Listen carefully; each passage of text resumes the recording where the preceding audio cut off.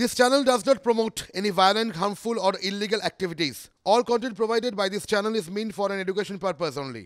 নমস্কার, দেখছেন টিভি 9 বাংলা। মিমি রয়েছে আপনাদের সঙ্গে। অত্যন্ত চাঞ্চল্যকর একটা খবরে এবার নজর রাখবো। পাহাড়েও নিয়োগ দুর্নীতি, প্রাক্তন মন্ত্রী এবং নেতার নামে হাইকোর্টে বিস্ফোরক তথ্য জমা রাজ্যেরই এজেন্সি সিআইডির। একটি নিয়োগ দুর্নীতি মামলার সূত্রে খামে জমা পড়ল চিঠি।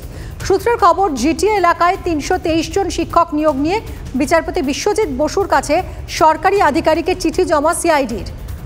তদন্ত করতে গিয়েই সরকারি আধিকারিকের লেখা এই বিস্ফোরক চিঠি উদ্ধার করে সিআইডি। আর এই নিয়োগ দুর্নীতি প্রাক্তন শিক্ষামন্ত্রী পার্থ চট্টোপাধ্যায় এবং প্রাক্তন তৃণমূল নেতা বিনয় তামাংয়ের মস্তিষ্ক প্রসূত বলে দাবি করা হয়েছে। শ্রাবন্তী রয়েছেন আমাদের সঙ্গে, আমাদের প্রতিনিধি, আরো বিস্তারিত জানবো। শ্রাবন্তী, এ তো বিস্ফোরক অভিযোগ, ঠিক কি বলা হয়েছে চিঠিতে?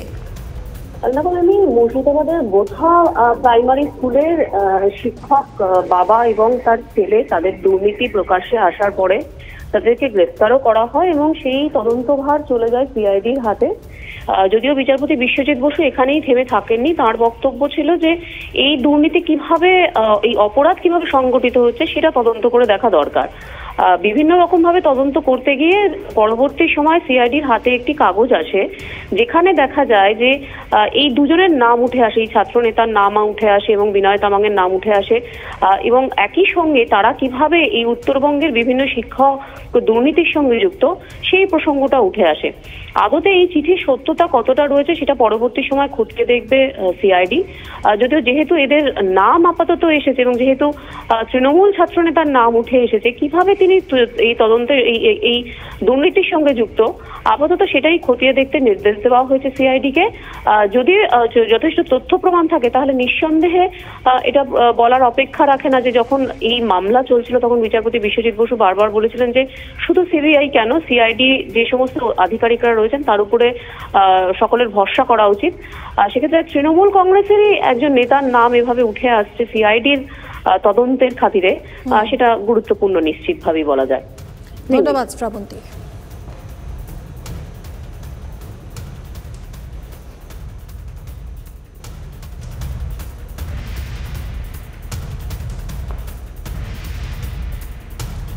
এই মুহূর্তের অত্যন্ত চাঞ্চল্যকর খবর, পাহাড়েও নিয়োগ দুর্নীতি, প্রাক্তন মন্ত্রী ও নেতার নামে হাইকোর্টে বিস্ফোরক তথ্য জমা রাজ্যেরই এজেন্সি সিআইডির।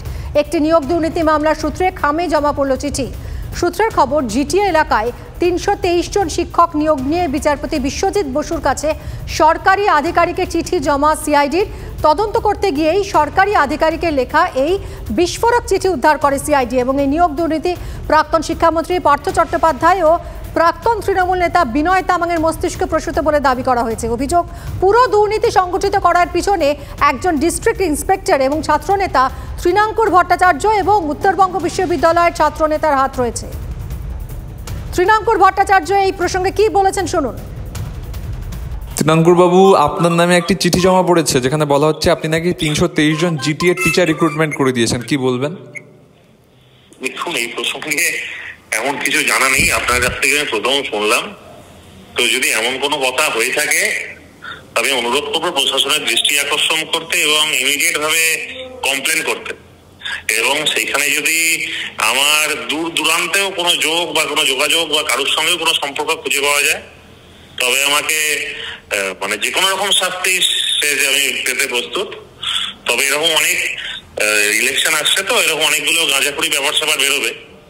আমি ইয়েতে বিষয়ে ভাবার মতন সময় দেয় আমাদের নেই। তবে এটা ভাবতে ভালো লাগছে যে ছাত্র যুবদের আজকাল ভয় পাচ্ছে, যাদের এরকম বলেছেন তাদের মানসিক সুস্থতা কামনা করি।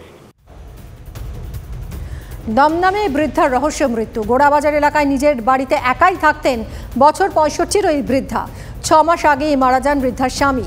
বারবার ফোন করেও বৃদ্ধার বাড়ি থেকে কোনো উত্তর না আসায় বাড়িতে আসেন তার মেয়ে, কিন্তু বাড়ির দরজা বন্ধ থাকায় খবর দেওয়া হয় দমদম থানায়।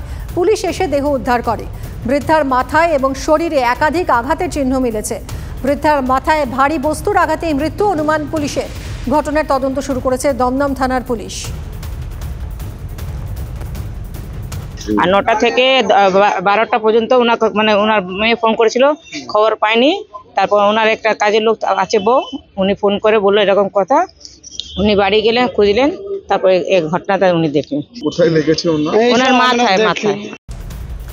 রাজ্য নেতৃত্বের অনুমোদন দেওয়া নলহাটি 2 ব্লক সভাপতিকে সরিয়ে দিল তৃণমূলের বীরভূম জেলা কোর কমিটি। কোর কমিটি এবার ব্লকে দলীয় কাজকর্ম পরিচালনা করবে। রামপুরহাটের তৃণমূল পার্টি অফিসে নবগঠিত 5 সদস্যের জেলা কোর কমিটির মিটিং হয়। নলহাটি 2 ব্লকে রেজাউল হককে ব্লক সভাপতির পদ থেকে সরিয়ে দেওয়ার সিদ্ধান্ত হয়। পরিবর্তে 5 সদস্যের কমিটি গঠন করা হয়। ওই কমিটির আহ্বায়ক করা হয়েছে রেজাউলকে।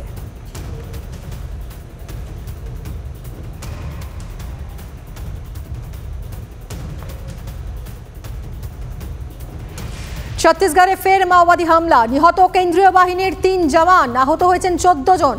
বিজাপুর সুকপা সীমানায় একটি গ্রামে তল্লাশি অভিযানে গিয়েছিল কোবরা বাহিনী এবং সিআরপিএফ এর যৌথ দল। তখনই তাদের উপর হামলা হয়।